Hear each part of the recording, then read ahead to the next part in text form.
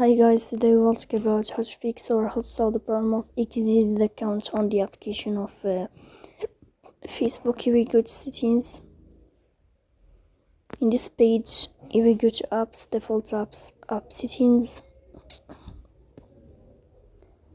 On above, you will search about the application of Facebook and you can click. Here in this page of app info, you can click on first stop and you will click OK. Here you will enter to storage.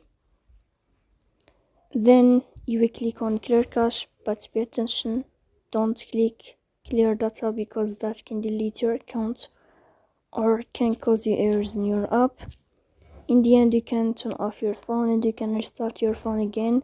So please don't forget to support us by like and subscribe. See you next time, and thank you for your watching and your attention.